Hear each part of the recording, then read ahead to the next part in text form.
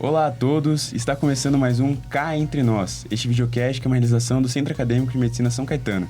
Meu nome é Rodrigo, eu sou apresentador desse programa e estamos aqui, entre nós com os alunos da 11ª etapa, 11º semestre, para falar um pouquinho pra gente como é que é a experiência de estar nesse momento aí do internato já sextonistas. Eu tenho aqui do meu lado, com muita honra para apresentar o programa, a Tainá, que foi presidente do Centro Acadêmico em 2022, da chapa Vox, que eu fiz parte, foi a minha primeira participação no Centro Acadêmico, então é uma honra de te receber aqui. Muito bem-vinda, Tainá. Eu sou a Tainá, eu sou da turma 12, fui presidente do Centro Acadêmico em 2022, sou representante de sala, estou muito feliz com o convite, Rô, de verdade. E tá sendo muito bom estar aqui também com o Henrique e com a Mari, que são da minha turma e que sempre me ajudam em tudo. Henrique, quer se apresentar um pouquinho? Oi, gente, bom dia. Meu nome é Henrique. Eu já fui de outras duas chapas do Centro Acadêmico também. Fui presidente e fundador da Liga de Oftalmo da faculdade. Obrigado pelo convite de estar aqui, gente. Mari? Meu nome é Mariana, tenho 24 anos. Eu sou aluna. Mentira, já participei de várias coisas, mas eu faço um pouquinho de tudo. Ah, que legal. Mas o mais importante é que você é aluna, né? Eu sou muito aluna. Muito. Eu participo de tudo. É isso, participa. Inclusive do Cá Entre Nós aqui, do programa. Exato. E falando sobre ser aluna, vamos começar o programa que nem sempre, pra saber como é que foi essa diferença pra vocês de ir pra a 10ª pra 11ª etapa. Agora vocês são sextonistas, reta final, Então, como é que tá sendo isso pra vocês? Eu acho que passar do 5º ano pro 6º ano, pra mim, foi bem importante, assim. Eu queria saber um pouco de... Pra mim, foi um baque até por a gente voltar a estar presente em ciclos que a gente já teve no passado, com uma cabeça um pouco mais evoluída mesmo. Como que foi pra vocês isso? Olha, uma coisa que eu achei bastante curiosa, não sei se vocês perceberam também, mas assim, a gente tá passando em campos que a gente já passou de estágio, e a tratativa conosco muda. Eu não sei, antes as pessoas tratavam a gente como aluno, tá. Hoje não, hoje a tratativa é diferente, assim. E eu percebo por mim, pelos meus colegas do meu grupo, que a nossa segurança também é diferente. Então, acho que é uma mistura de você vai crescendo, você vai amadurecendo, você vai amadurecendo...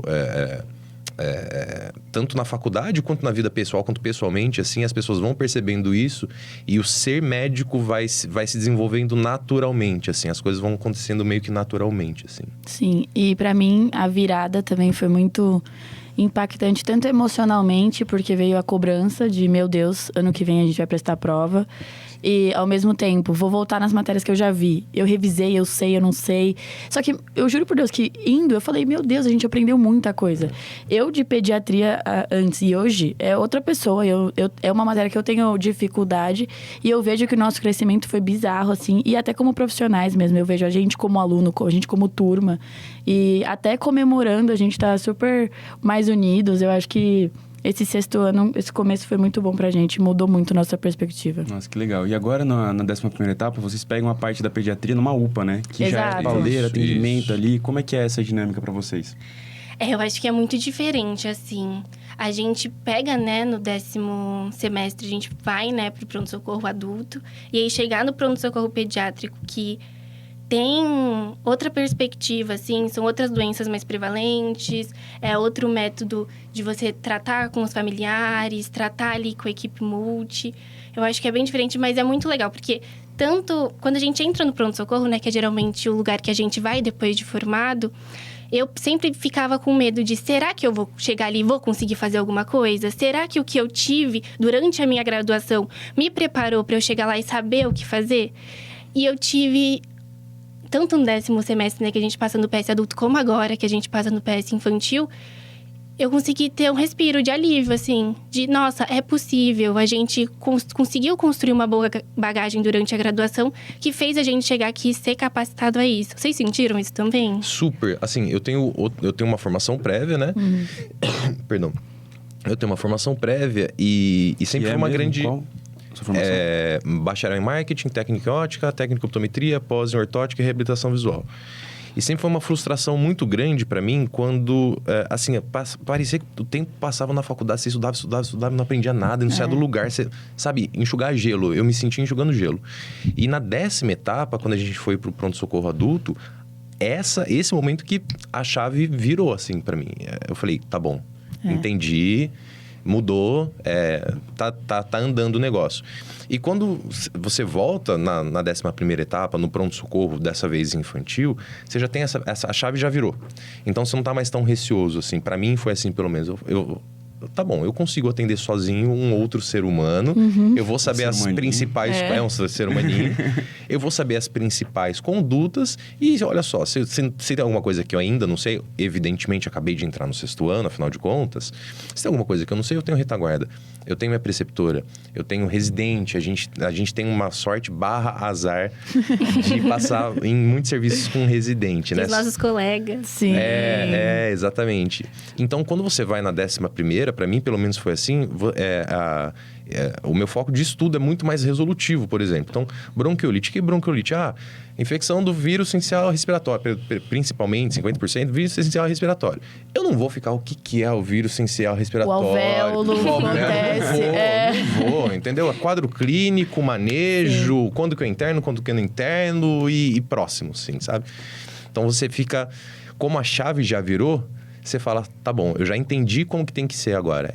Diagnosticar, tratar, quando que tem gravidade, quando que não tem. Então, você foca muito mais. E você começa a ser mais resolutivo e resolver mais a sua vida, assim, sabe? Você perde o medo e você começa a virar mais profissional, assim, a trabalhar um pouco mais, assim. Sim, mas eu acho também que a nossa faculdade, ela foca muito no básico. A gente sai muito bem no básico.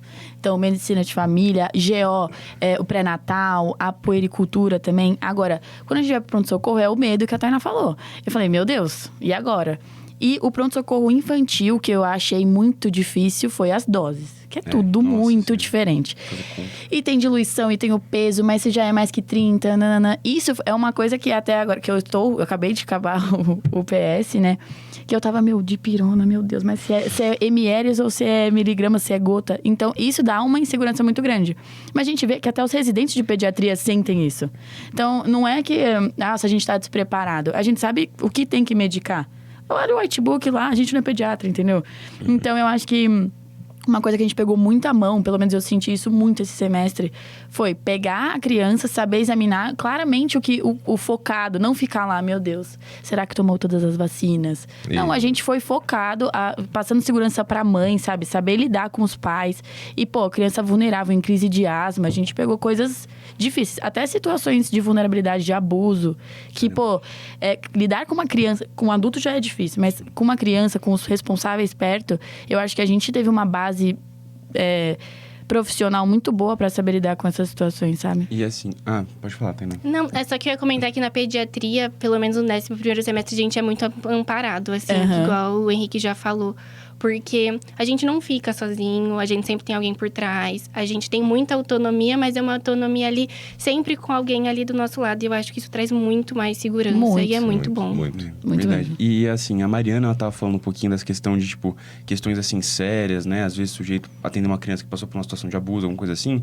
E assim, quando vocês estão na 11ª etapa, vocês vão pra enfermaria do Campo Limpo, que é, assim, é um lugar um pouquinho mais periférico, a gente pode falar, né? Sim. Às vezes a condição social não é tão fácil. Então, existe esse baque da enfermaria lá, em relação à enfermaria aqui do Braido, que é Poxa, Como é que é demais. essa diferença, assim? E assim, lá é referência também. Então, é um hospital terciário que pega muita coisa.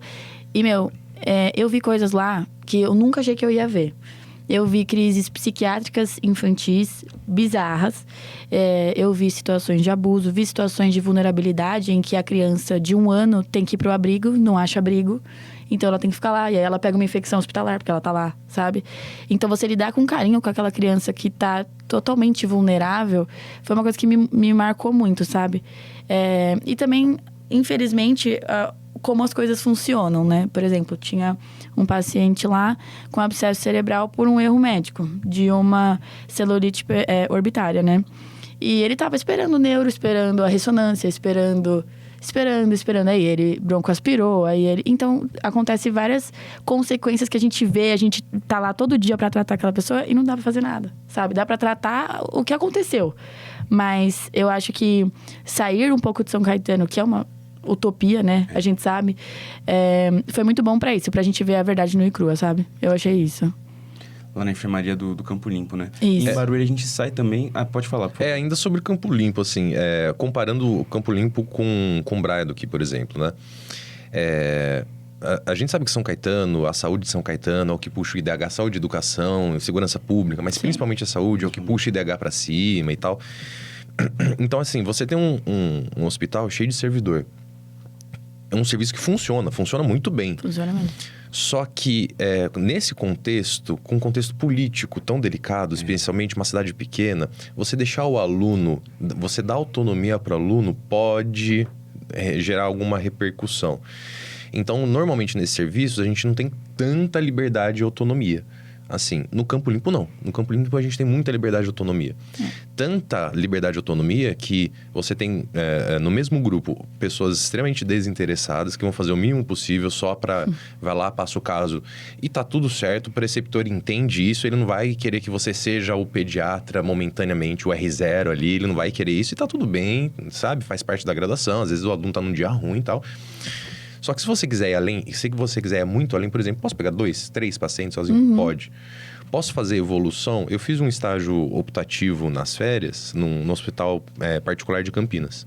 Aprendi muita coisa, mas muita coisa que vai além da medicina, assim, por exemplo, assim, como fazer uma evolução profissional mesmo, assim, de um serviço particular de referência, assim, sabe? Então, eu peguei todo esse conhecimento que eu tinha adquirido no optativo das férias.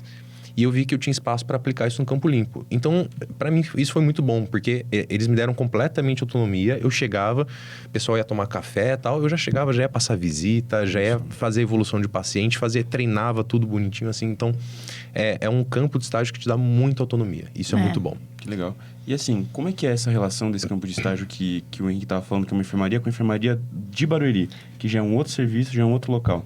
Eu ainda não passei em Campo Limpo, né? Vou começar semana que vem. Só que em Barueri eu acho que é um pouquinho diferente, porque lá a gente tem os residentes. O nosso papel lá é um papel muito... Eu acho que lá em Barueri é um estágio muito acadêmico, assim.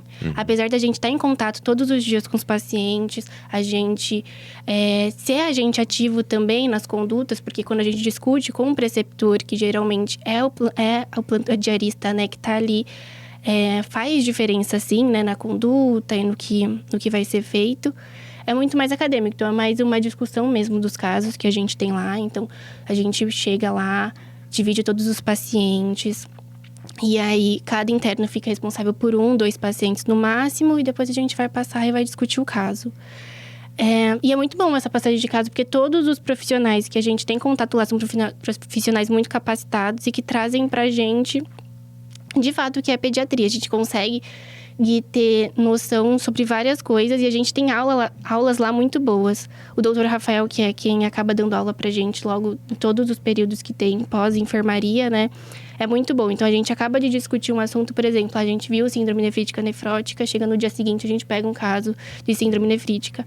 E aí, isso é muito rico mesmo, a gente consegue aprender muito. Inclusive, uma ressalva tem que ser feita, assim, a gente tem que dar mérito para a pediatria da faculdade. Da faculdade, porque, nossa, demais. É muito Parabéns, bem organizado. Coordenadores de pediatria, vocês são, de fato, um diferencial.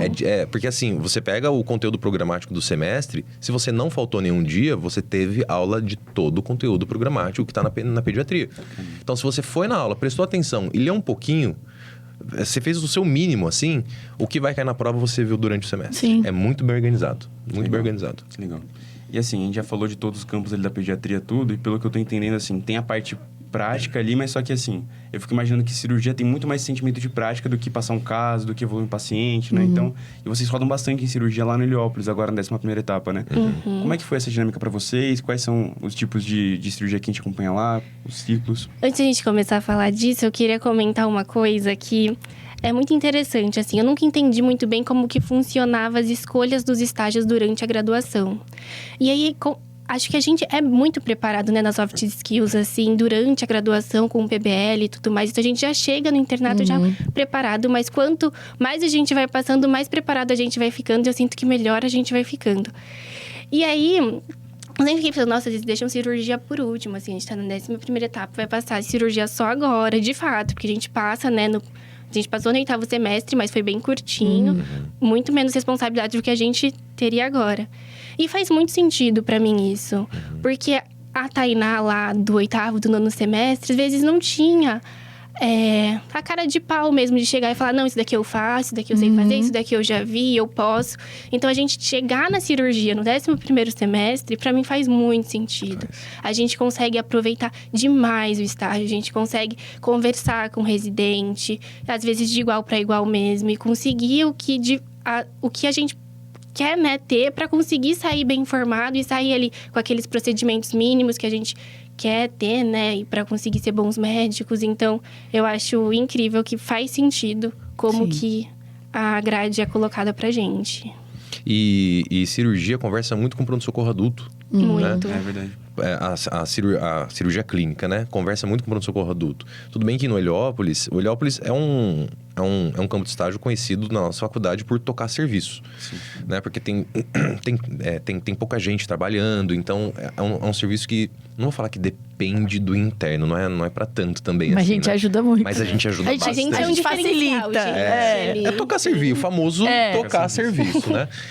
E isso funciona na cirurgia também, né? A gente não precisa, por exemplo, não é cobrado da gente conversar com pacientes antes da cirurgia, ver os exames antes da cirurgia. Vai de cada um. Quero saber o que está acontecendo, quero entender mais a cirurgia. Vai de cada um. Isso não é cobrado da gente. Mas o que é cobrado da gente é que a gente entre, é que a gente instrumente. Exato. Por exemplo, quando a gente estava aprendendo sutura em habilidades cirúrgicas, assim... eu tinha uma visão que, nossa, eu acho que só quando for médico que eu vou suturar alguém no pronto-socorro, né? Não, acaba a cirurgia no Heliópolis, você fecha. Perdeu uma mão já. E uma coisa legal também, ponto intradérmico. Intradérmico com monocrio 3 zeros. Cara, tem faculdade que a gente sabe que não tem não dá habilidade mesmo pro aluno. Você tem aquele conteúdo, mas ele não é revisitado e ele não tem essa prática. Cara, eu não sei quantos pacientes que eu já fechei com intradérmico, assim. Na GO. Meu Deus. Na GO, exatamente. Nossa, então, você percebe que é uma habilidade para... Então, você se forma com uma habilidade específica e muito legal, assim, sabe? E assim, só um adendo, porque às vezes tem gente que tá em casa e não entende o que a gente tá falando, né? Às vezes da área da saúde. Ponto intradérmico é um jeito de você dar um ponto pro paciente, e esse monocrio 3 zeros é um tipo de linha que a gente vai utilizar, né? Então, a gente tem essas técnicas que a gente aprende na faculdade, né? É muito legal ver o Henrique falando que a gente já tem essa prática, né? Sim. Tipo assim, a gente aprende, a gente Você faz. sai sabendo fazer. Não, e eu percebo que é diferencial, porque os residentes falam, meu Deus, vocês sabem fazer. Eu aprendi isso no meu R1. Isso. Sabe? Tem muito interno que passa aqui que não sabe. Então, eu acho que nossa cirurgia na faculdade, pelo menos... Eu sei que mudou muito os professores, mas eu acredito que continue, porque eu converso com os meus bichinhos, né? E eu acho que a gente é muito forte nisso na prática, sabe? E o do Heliópolis na cirurgia... Foi bizarro. Eu sou clínica, totalmente clínica, mas eu amei. Pra mim, o Heliópolis é o nosso melhor hospital, é a nossa casinha. E tem residente chato, tem residente legal, mas a oportunidade que a gente tem, os preceptores que a gente tem, eles pegam a gente no colo e falam, desbrava aí o mundo. E a gente passou por subespecialidades cirúrgicas que eu achei que eu nunca ia ter contato. Tipo, torácica, cabeça e pescoço. Neuro, né? Neurocir. As discussões de neurocirurgia é de ficar de boca aberta, assim, é uma coisa linda. E assim, por mais que seja um serviço que a gente fala, medicina de guerra, né? Que falta muito recurso, etc. Eles fazem acontecer com o que tem lá. E isso, eu acho que é uma lição muito grande pra gente, sabe? Eu tenho muito orgulho de passar lá, sabe? E a única crítica que eu tenho, que eu senti falta, era que eu queria passar no pronto-socorro de cirurgia lá, sabe? Idem. Porque, tipo assim, na clínica médica do Elipa, a gente é muito responsável pelo paciente, por saber o dia a dia dele, a evolução. Na cirurgia não é assim. Na cirurgia você faz as burocracias, você tem que transfundir, você vai tipar o paciente, né? E você entra na cirurgia. E você tem que saber um pouco da cirurgia, mas nada de teórico que eles cobram. Eles cobram mais a sua aptidão prática, como o Henrique falou. Mas então a gente falta um pouco da teoria da cirurgia, de diagnosticar, de pôr a mão antes da cirurgia. Porque a gente não vai formar cirurgião. A gente vai formar para saber se tem que ir para cirurgia ou não. E, Mari, eu digo mais, assim, porque o que o médico generalista recém-formado precisa fazer, assim, pra ser independente? Sei lá. Chamar o cirurgião. Saber quando chamar. Não, mas, por exemplo, uma drenagem de tórax. Você precisa fazer uma toracocentese, você precisa fazer uma toracocentese, saber fazer uma toracocentese. Onde que você faz isso? No pronto-socorro. Exato. Que a gente não passa, entendeu? Então, o ponto da Mari é muito bom. Eu acho também. E outra coisa também é que eu tive uma discussão com o pessoal de neuro. Não sei se foram as mesmas aulas que os residentes deram pra gente. Mas foi uma aula que uma R4, eu acho, de neurocirurgia deu pra gente, que era: quais tomos estão alteradas? Simples, tá? Tem um sanguinho aqui. Aí ela: qual você vai chamar o neurocirurgião? Tipo, você tem que saber qual você tem que chamar. Você não vai chamar pra qualquer coisa. Ela vai falar: eu vou olhar pro paciente e falar: desculpa, não tenho o que eu fazer. Sabe? Então, a gente tem essa sensibilidade de saber o que é inabordável ou o que é abordável. Ou saber até orientar o paciente, a família que tá lá. E você, um paciente neurológico é sempre grave. Sim. Agora, você jogar nas costas do neurocirurgião porque você não sabe o que fazer, não dá. Você tem que saber o que ele vai poder ajudar ou não. Então, eu acho que esse discernimento foi lindo. Foi. Só faltou o PS pra ficar perfeito. Isso. Juro. Quem sabe um dia algum gestor do internet. Eu já falei um monte. Eu já falei pro. Como é o nome dele? Luiz Fernando, né? Luiz Fernando? Da cirurgia. Geral, Ele é perfeito. Ele pega a gente no colo, ele abraça a gente. Ele luta pelo nosso espaço lá. É muito bom. Mas só pra gente organizar, só para as pessoas saberem, né, direitinho no que a gente passa em cirurgia. Eu tentei lembrar, você viu? Eu falei 2 e esqueci o resto. A gente passa, então, a gente fica geralmente na cirurgia geral, um tempinho maior. Aí a gente vai ficar um tempo na coloprocto e um tempo na neurocirurgia. E depois a gente vai para um ciclo que chama especialidades. E aí, nesse ciclo, a gente passa em várias especialidades. Essas especialidades são a urologia, a cirurgia vascular, a cabeça e pescoço e a torácica. Tô esquecendo de alguma? Eu acho que não. Acho que é isso mesmo. Então, é isso que a gente passa. Então, nas especialidades, a gente passa bem mais rápido. E aí, na coloprocto, na neurocir e na geral, a gente fica um tempinho a mais e consegue aprender mais, né? Porque fica mais tempo mesmo. Legal. E também o que eu achei muito positivo é, por mais que ambulatório de cirurgia é meio, o que você tem? E vamos operar ou não vamos?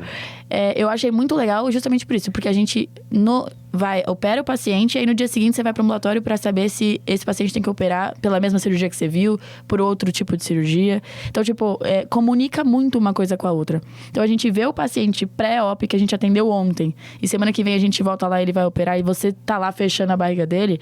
É muito legal esse ciclo, né? Esse contato. E a gente pega geralmente o ambulatório do Bernardo. Do Bernardo, né? E aí a gente pega mais hérnia, colicistém. Então, a gente consegue também ver as indicações, né? Então, a gente consegue indicar o procedimento e depois acompanhar o procedimento, então é muito bom. Tem uma coisa que eu gosto muito na medicina, no geral, assim, que é satisfação pessoal minha em ser médico, né? É quando o paciente está fragilizado e você vai lá e você...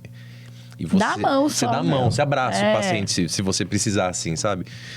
E nesse lance da cirurgia é muito legal, porque tem muito paciente...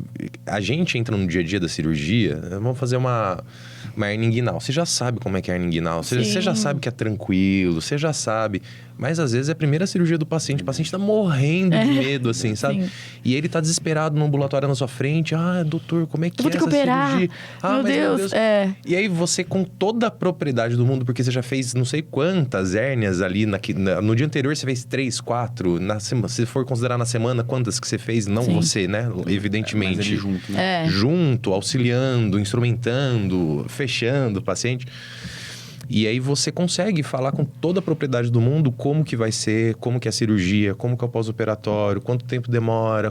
E assim, não porque você leu ou porque você estudou no cursinho, não, porque você sabe, porque você faz isso, entendeu? E paralelo a isso, ao mesmo tempo que coisas muito simples como hérnia, tem um dia lá, que é sexta-feira à tarde, que é o ambulatório do Bernardo, que é só de cirurgia oncológica.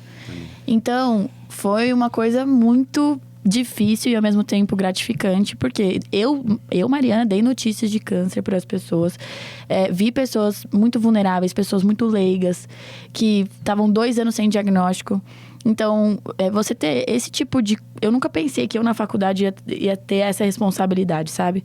E o Heliópolis me proporcionou isso e eu segui esse paciente, ele ficou bem. Mas, assim, é uma preparação que a gente tem que vai muito além da medicina, né?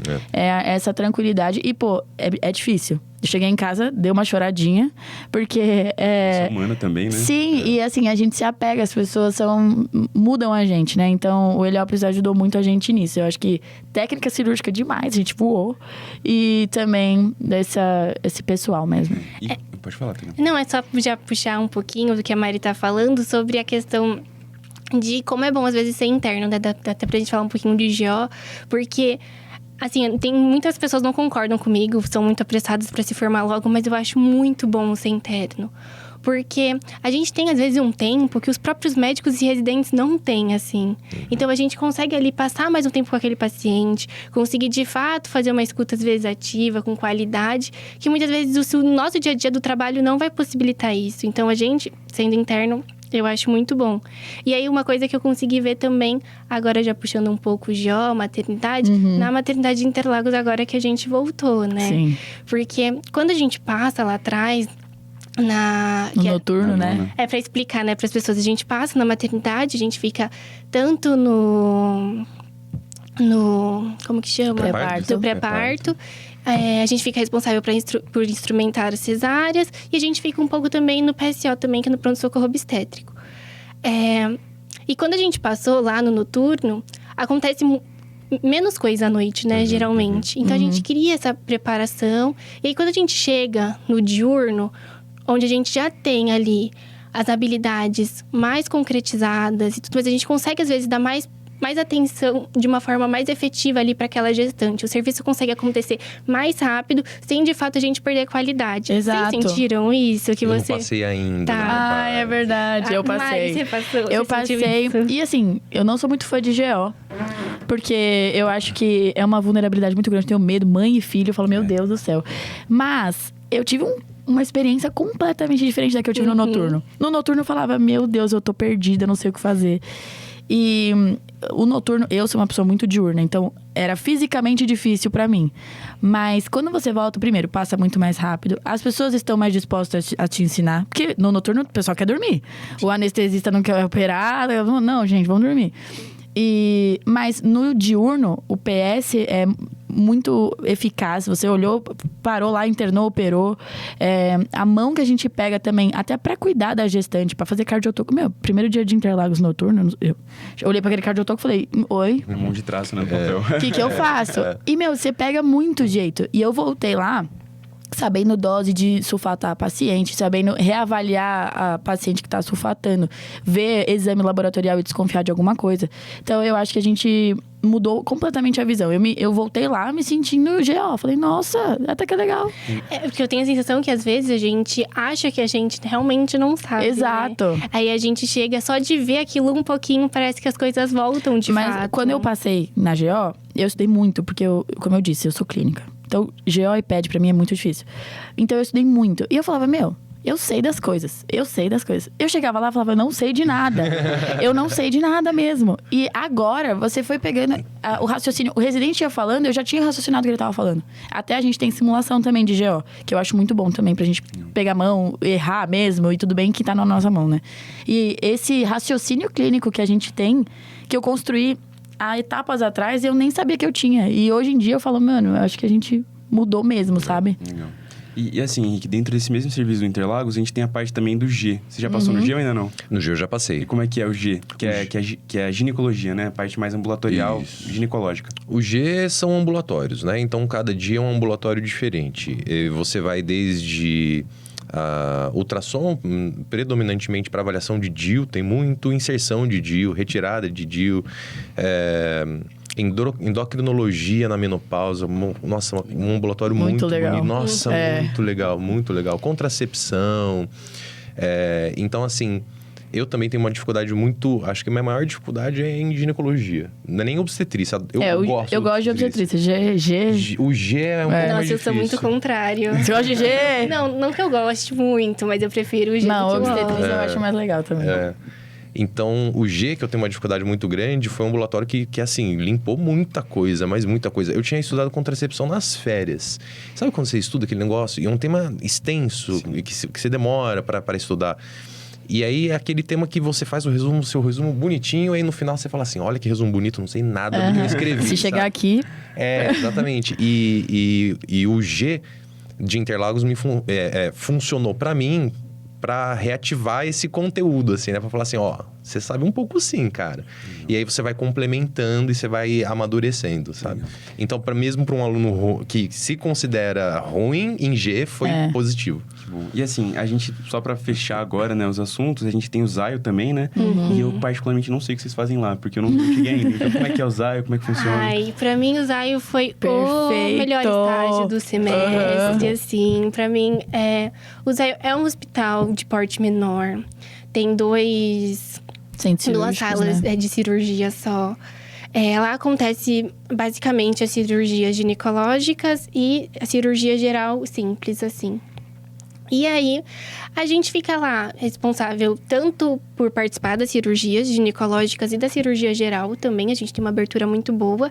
E de participar de alguns ambulatórios. Mas lá, assim, a equipe é incrível. Os médicos são incríveis. Eles dão muita liberdade pra gente. Eu acho que a gente é construído pra, de fato, a gente chegar nos ambientes de estágio e conseguir ser desenrolado, pegar, fazer as coisas. E no Zaio é um lugar onde a gente consegue, de fato, colocar isso em prática, assim, de uma maneira perfeita. Eu não tenho o que falar, esse estágio é perfeito, não pode sair nunca. Não pode nunca. Pode. O no Fica Zaio... o Hospital Zaio? Fica Itaquera, na Zona né? Leste. Itaquera. O Zaio, a gente passa pelo ciclo da saúde da mulher, né? Então, teoricamente, em tese... Era pra gente estar na GO. Só que a cirurgia geral de lá, só tem um cirurgião, não tem residente. Então, o cara opera sozinho. Não tem nem auxiliar. Não tem auxiliar. E quem é auxiliar? O A interno. gente, Gente. olha que legal. Interno. Então, assim, às vezes entra... ele pede pra entrar só interno ele instrumenta e opera, né, ao mesmo tempo. A cirurgia, quando ela tem um porte um pouco maior, ele pede para 2 internos entrarem. Então, um fica de auxiliar e o outro fica instrumentando. Então, são cirurgias que você opera. Então, se você quiser operar todo dia que tem geral, se você quiser operar, você opera junto com o cirurgião. Isso foi uma coisa que eu nunca achei que a gente ia passar. Jamais, jamais. Pegar o bisturi elétrico. Eu operei junto com ele um tumor cervical. Falei, meu Deus, tô nas nuvens. E foi sem querer, eu entrei lá e ele... Aí eu, tá bom. Isso Fui lá e ele me ajuda. E coisas que... Oportunidades e confiança que ninguém nunca deu. E eu vejo que, infelizmente, é porque ele tá sozinho. E ele opera coisa que... Ninguém quis operar porque não tem tempo, não vai pagar, não sei o quê.